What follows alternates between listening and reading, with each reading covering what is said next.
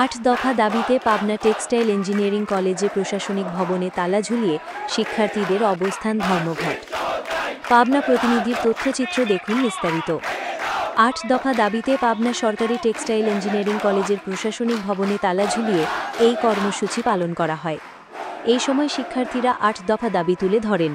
তাদের দাবির মধ্যে রয়েছে 16 ও 17 ব্যাচের এয়ারড্রপ ও ফেলকৃত বিষয়ের নাম ও গ্রেড অফিসিয়ালভাবে বিস্তারিত জানাতে হবে।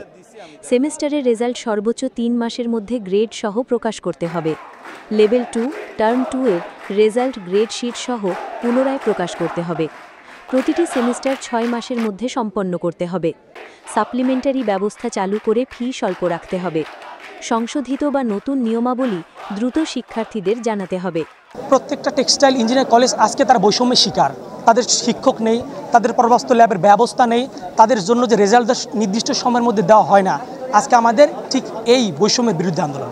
আমরা যতদিন দাবি মানবে না প্রশাসন, আমরা লিখিত স্টেটমেন্ট পাবো না, ততদিন পর্যন্ত আমরা আমাদের সকল ধরনের কার্যক্রম, একাডেমিক কার্যক্রম বন্ধ ঘোষণা করছি। আরেকটা আছে আমাদের শিক্ষক সংকট। আমাদের শিক্ষক সংকটের কারণে আমরা ভালোভাবে আমাদের কোর্সগুলো কমপ্লিট করতে পারি না। আমরা যেভাবে শেখার দরকার আমরা শিখতে পারতেছি না। এই জন্য আমাদের দাবি আমাদের পর্যাপ্ত শিক্ষক দিতে হবে এবং আমাদের সাপ্লিমেন্টারি পরীক্ষা চালু করতে হবে। আচ্ছা, আমাদের সর্বশেষ দাবি হচ্ছে আমাদের একাডেমিক স্বচ্ছতা প্রদান করতে হবে। আমাদের যত ধরনের নোটিশ, আমাদের যত ধরনের প্রজ্ঞাপন আছে সবগুলো আমাদের ওয়েবসাইটের মাধ্যমে জানাতে হবে। যতদিন পর্যন্ত আমরা কোনো লিখিত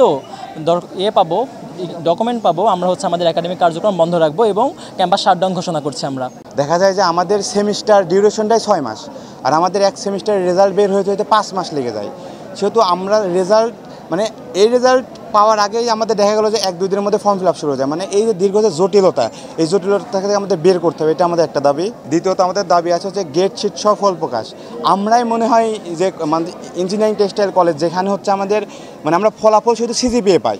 আমাদের যে একটা সাবজেক্টে আমরা কত নাম্বার পেয়েছি, আমাদের যে কত গ্রেড আসছে, এটা আমাদের শো করা হয় না।